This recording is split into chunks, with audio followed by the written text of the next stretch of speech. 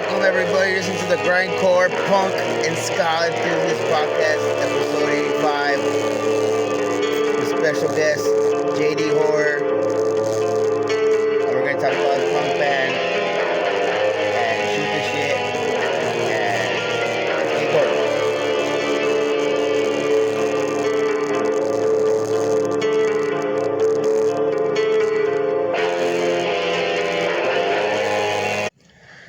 Alright everybody, welcome back to the show, and we're going to do the interview portion, and we have JD Horror on the line, and say what's up, JD. What's up, man? How's it going? Good, man. How's your day going? Doing pretty good. Can't complain. Recovering well from my surgeries and doing well. Alright, awesome. Let's talk some punk rock. Oh, yeah. Alright, since before your wrestling, you were a punk rocker, right? So, did you have before punk rock? Did you have any music in your household growing up? Yeah, my parents listened to like classic rock and shit, like the Eagles, that kind of stuff. But I found punk rock in middle school, probably actually before middle school, like 5th grade or something.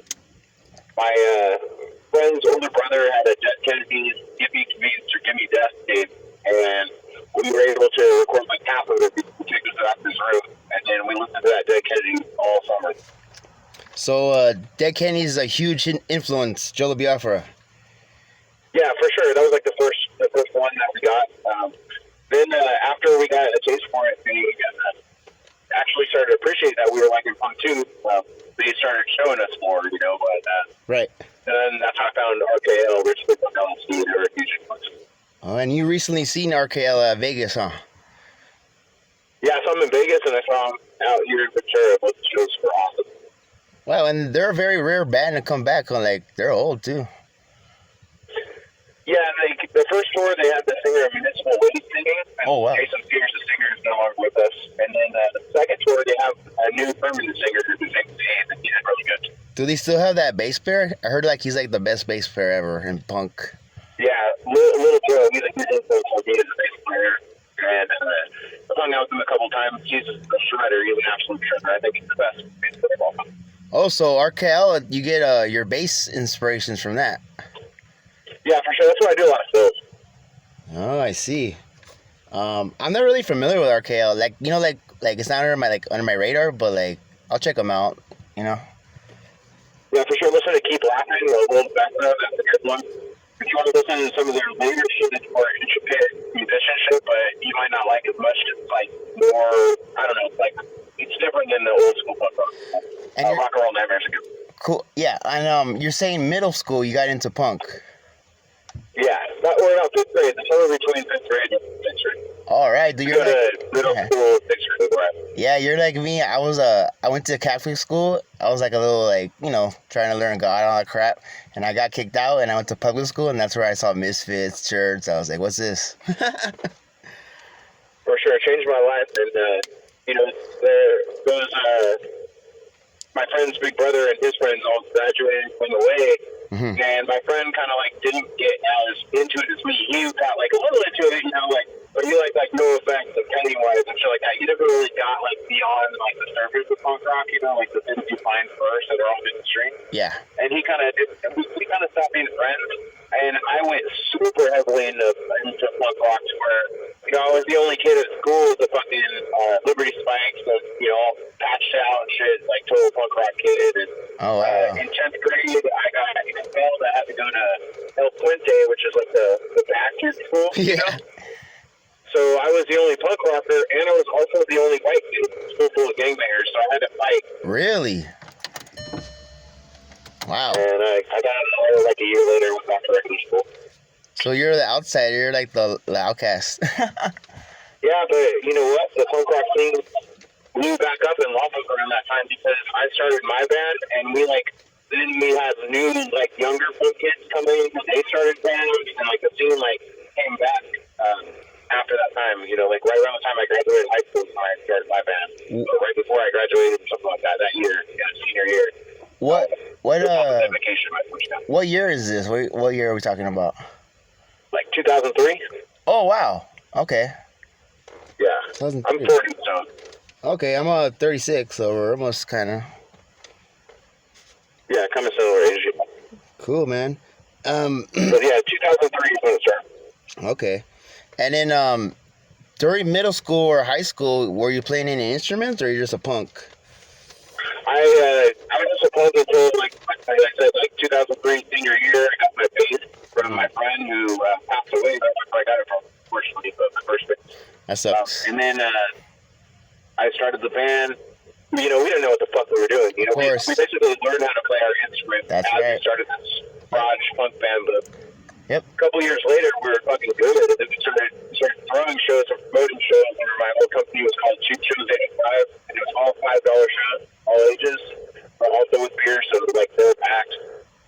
And as that got going good, we started drawing and playing bigger shows with bigger names and stuff. And I started promoting a little bit bigger shows. Like I had like Naked Aggression, Bad Affected. Like I had a couple of bigger bands come through, you know, under Cheap Shows 85. And do you sing as well in this your current band, or are you just a bass player? My current band, I do backups. So started off, Public Dedication was my first band that I started. I was the lead singer and I played the bass. Then I started jamming a side project at the same time when I was still active called Weapon A. Right. Two guys that were, at the time, I was like 20, these two guys were in their 40s. Jeff, my drummer, was a singer of the band Drunk in Public, which is a real big touring band, you know, like Whitmore kind of band back in the day. But he played the drums in Weapon A.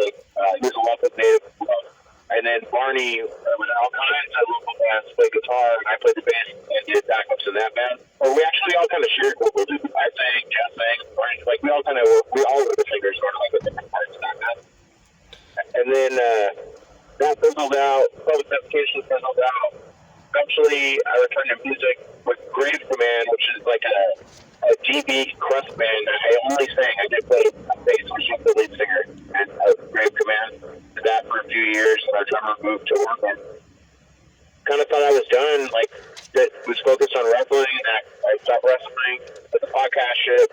Kind of thought I was done with music until Hostile Takedown asked me to play bass or at least come try out. And I was just like, at that point, I didn't touch my bass for like 5 or 6 years. I'm like, no, I'm not going to go, you know, embarrass myself because Hostile Takedown rules. Like, they were the best band in the area before I joined them. This is my favorite, you know, I was saying, like, oh, you know, we're so good, you know, now we're doing better. Saying, like, before I joined the band, like, they were definitely the best punk band in the area. It's the best drummer in the area by far. Classic, like, it's really tight, you know.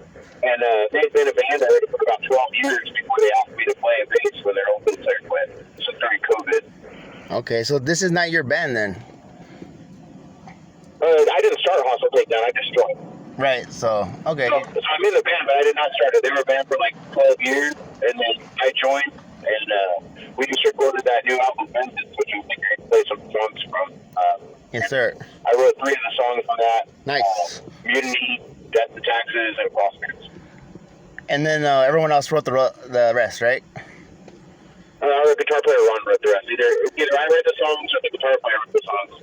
That was with our old singer. We recorded this album, just released it, and then unfortunately we had to let our singer go, and took auditions and got a way better upgrade. And we're about to play our first show soon. Hell yeah. Our new singer, Saban Brock, who used to sing in For Instance back in the days, the local tattoo artist. He's one of all of our best friends, the perfect choice, and he's got great commanding stage presence. He's a physical giant, like 6'6", 350 or something. Oh shit. And he jumps around and goes fucking crazy. He doesn't even need a microphone, but there you go. That sounds good. You can fucking scream. oh yeah. So we're about to go. I'm sure we'll be down there playing with Bone Crusher soon. I'll be talking to you. I'm sure we'll be down there, down your way playing. I'm sure. You should guys do we'll get to link up for some fun shit. You guys should do a split. Yeah, that'd be cool. Something. We're about to record. We're going to re-record 2 of the songs from that album with our new singer, and then we're going to record 2 new songs we've already written, which our new singer actually writes lyrics. Before I wrote lyrics, our guitar player wrote lyrics. Our old singer didn't really contribute to the songwriting process. He just either the songs I wrote or the songs Ron wrote. Mm-hmm. Our new singer writes all his own lyrics, and he writes it to my riffs or Ron's riffs. So. Does your current band besides the new album, any music videos are in the works? Yeah, we're going to be doing that as soon as we record the new shit. We're not going to do it for the album we just recorded because we got a new singer, you know. So Right. we're about to get back in the studio, record an EP, or maybe a split, you know, something like that, and then see where that goes. And then, yeah. Where'd you guys record your album at? Your new one? We recorded in 2 different studios. We did Orange Lip Nice. with Angus, who is, you know, award-winning producer. He has platinum records and stuff. He does a lot of, we recorded in Santa Barbara, and these guys do a lot of post-punk, like the Atari, that kind of stuff. What? So it's really a really high-end studio, you know? Like, he did, like, high-end, like, you know, I think he was Strung Out, something like that. Can I know they're kind of like bigger punk band you think of, but, like, you know, our album, it costs a lot to make, obviously, we went to good studios, but he did the drums and the bass and the vocals, and then we laid down the guitars and the backup at another studio in Santa Barbara as well. So we kind of split times. And that other studio was just Tom Flowers, who's a really like high-end producer too. So can I butt in with that Atari stuff real quick? yeah. I think you're speaking of the guitarist from Ataris. No, it is not. He's not in the band. He recorded one of Atari's albums. Huh? Because I know Ataris. They're from Santa Barbara. No, they're from here. 2 of them are from here. ORCUTT.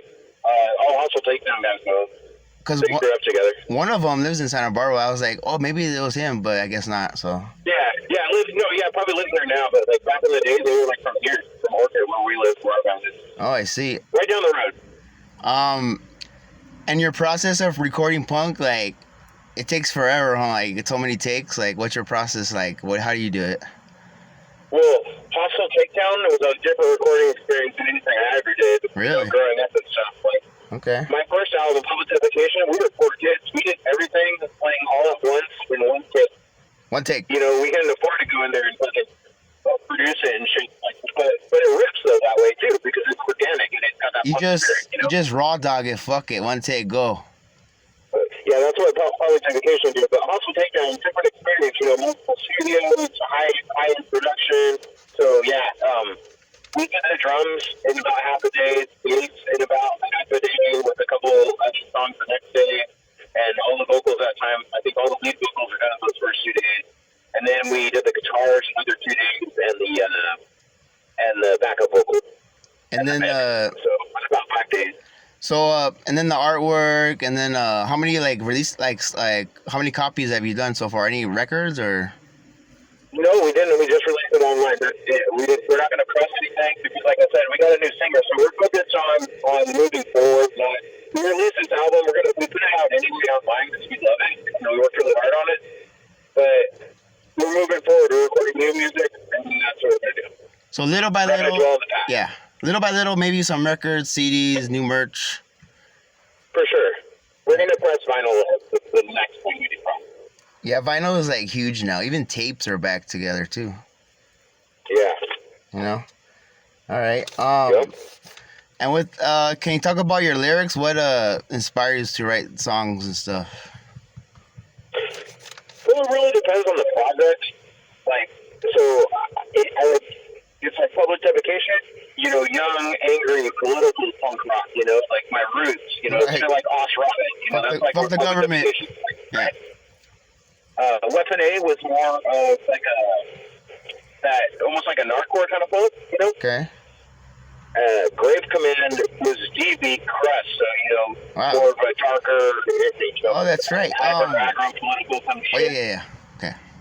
And then Hostile Takedown, we're just, you know, some of the old shit, they did like political shit, but we're not doing any like political related shit. We're just kind of doing like thrash and just trying to have fun with it. You know what I mean? It's not like that. It's more like you know, DRI or something. You know?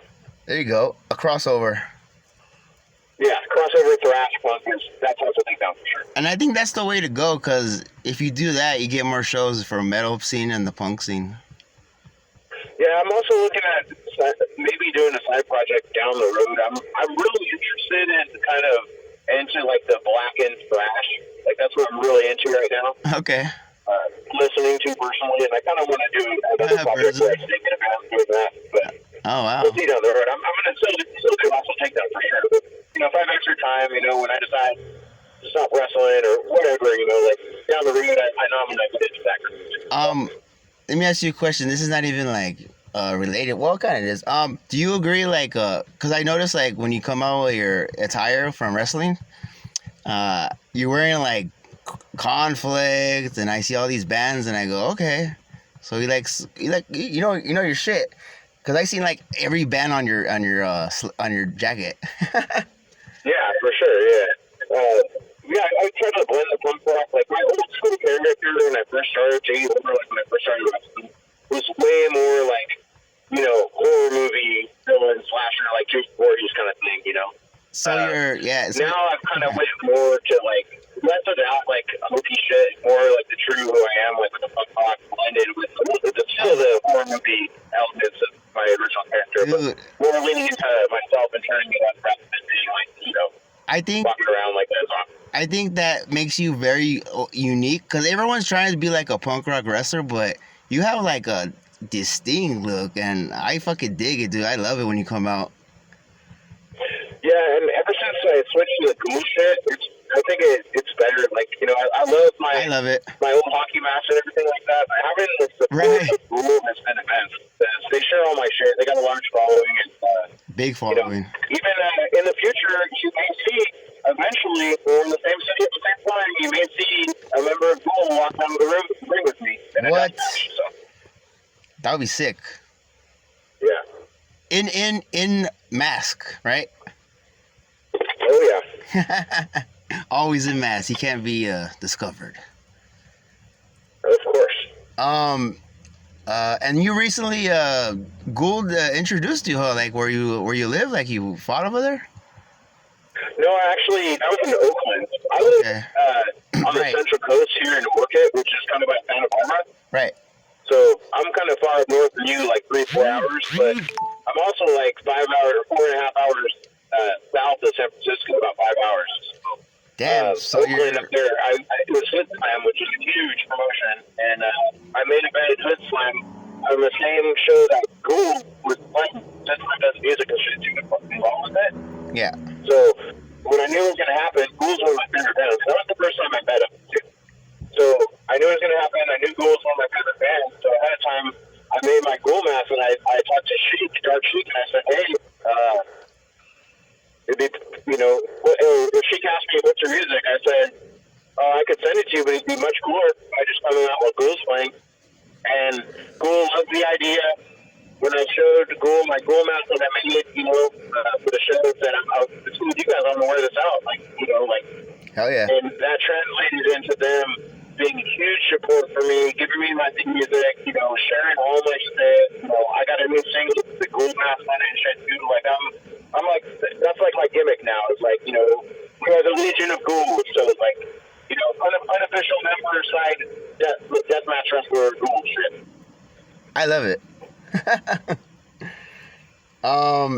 Can you talk about you said you're between LA and San Francisco, right? Yeah. And you're 4 hours away from here and then 5 hours from San Francisco, correct? Yeah, if you look at California, it like twists a little bump where it starts going right to put it down. That's where I am. So you're like basically Santa Barbara, Goleta, like right there, right? Yeah, I'm an hour north of Santa Barbara. Oh, that's not that bad. No, it's fucking expensive to live here, though.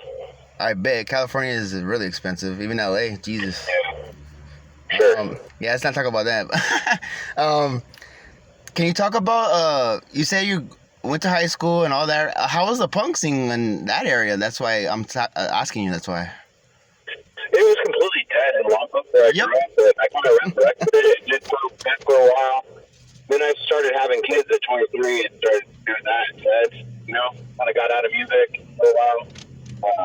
But the scene here is the metal scene is way better than the punk scene. Like, we play with more metal bands than we do punk bands. There's a couple of good punk bands in this area, but a lot of them fucking blow, and a lot of them have huge egos and stuff that think they're cool, but then, like, no one comes to their shows. Right. Like, and we play shows, we fucking just played a show a while back. We were the only people who drew anyone. The fucking punk show. It's like all of our people came. It's pathetic.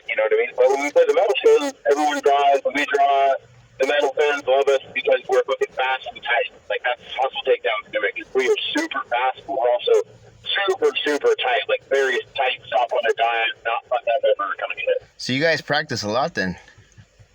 We practice once a week. That's better than, some bands. Yeah. They'll fucking practice when We they have our play. gaps. Like, we should practice this week for Christmas and shit, but, like, we go hard sometimes. Yeah, I always say, like, if you're in a band, you got to be like the Black Flag mentality. Like, they'll fucking record and practice on Christmas. Yeah, for sure. And recording makes you way better. Yep. Like, doing the studio process of recording makes you understand and play way tighter. You learn more, too. Yeah, for sure. And patience, too.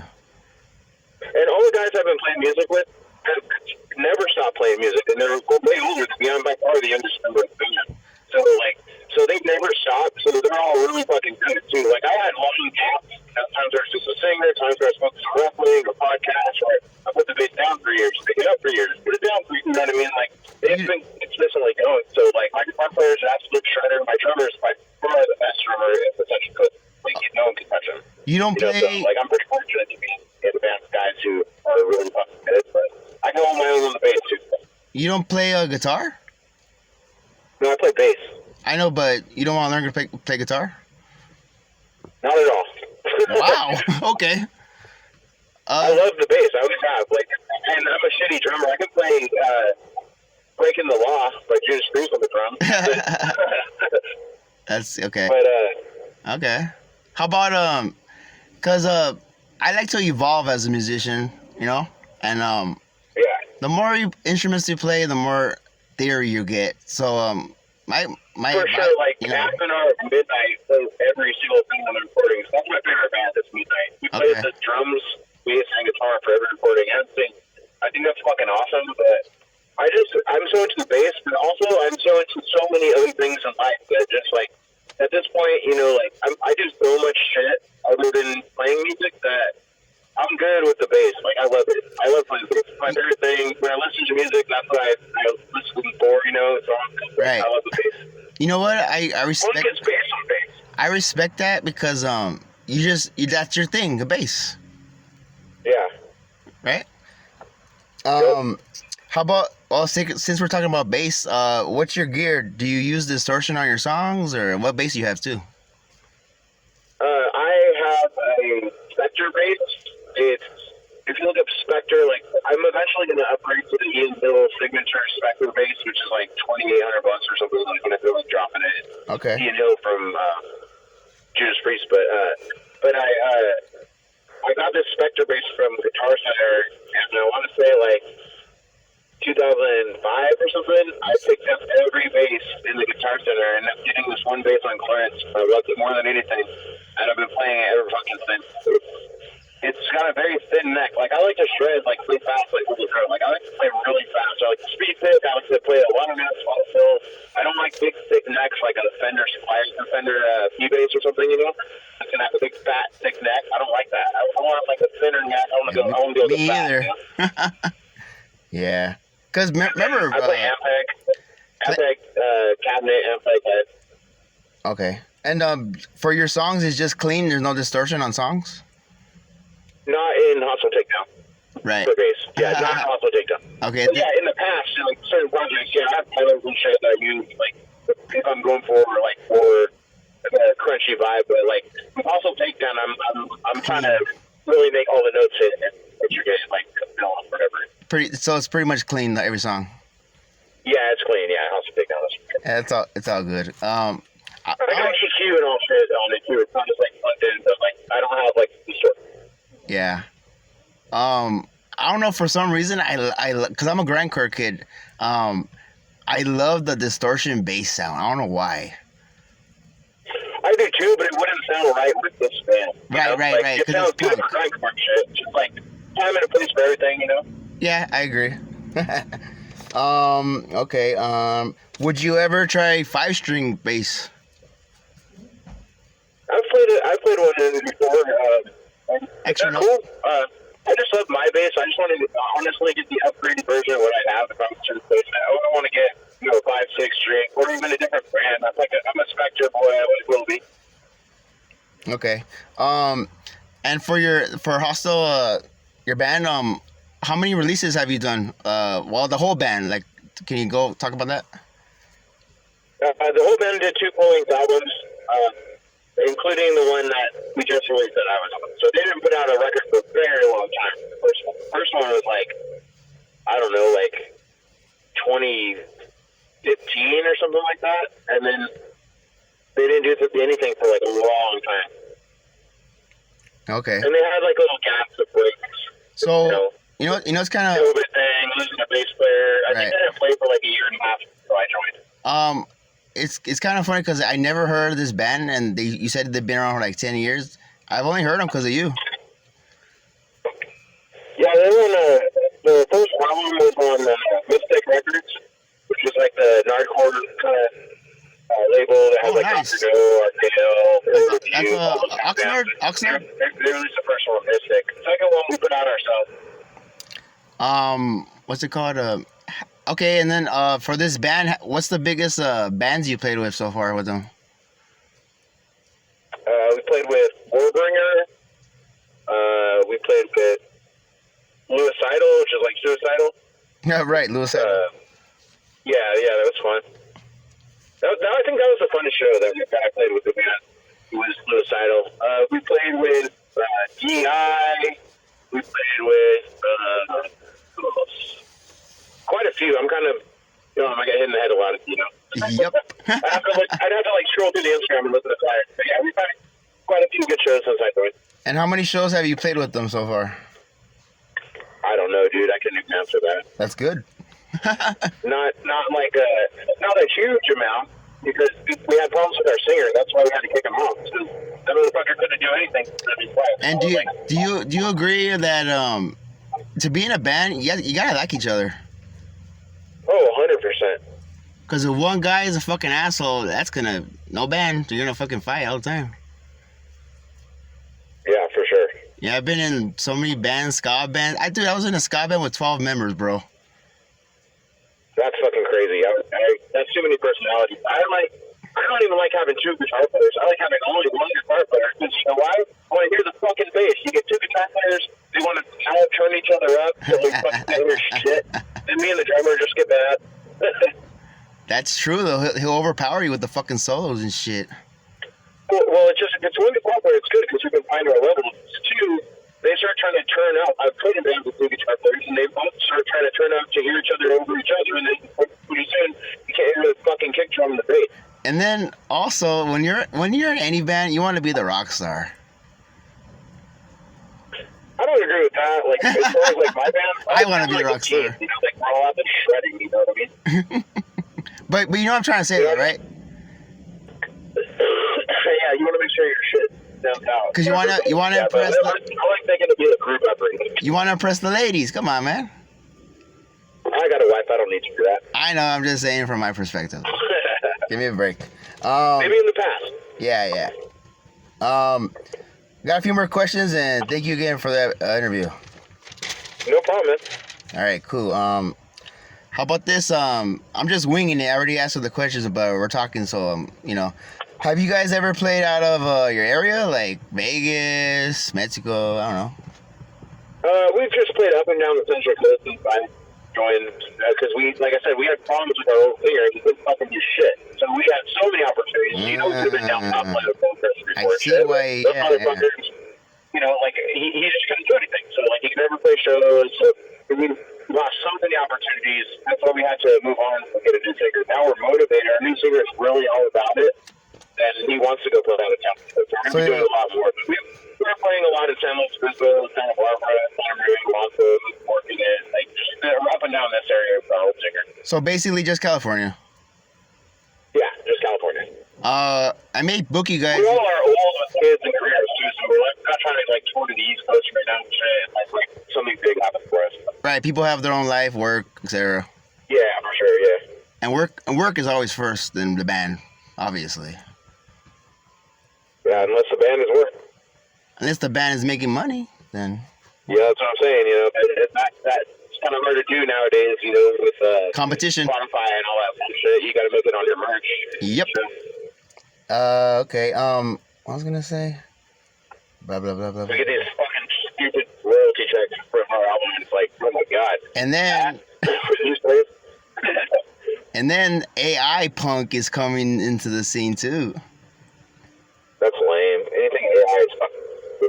Hey man, it's happening, dude. They're gonna take everyone's fucking money and music, but Yeah, I hate that shit. we can't stop it. You have to move on in the future, right?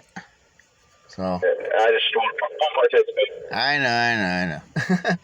know. Let's see. What was I gonna say?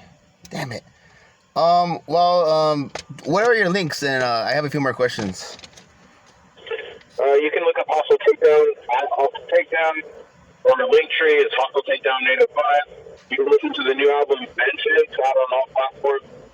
You can follow me at JDH138 for my deathmatch shit, Hostile Takedown, True Crime Border Story podcast, and then everything else.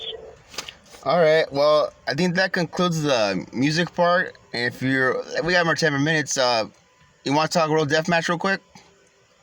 I think we should do a part 2, because if we're going to talk deathmatch, I think we got another half an hour or whatever to talk about it, rather than trying to cram it in 10 minutes before, I got to keep going to my thing right now. So, That is true. I think we could do a whole other episode on that if you want. You know what? That sounds like a good idea. Why not, huh? All right. All right, bro. Thank you so much. All right, dude. Well, take it easy, and I hope you heal up, and hopefully I see you soon. And that's it, buddy. Thank you very much.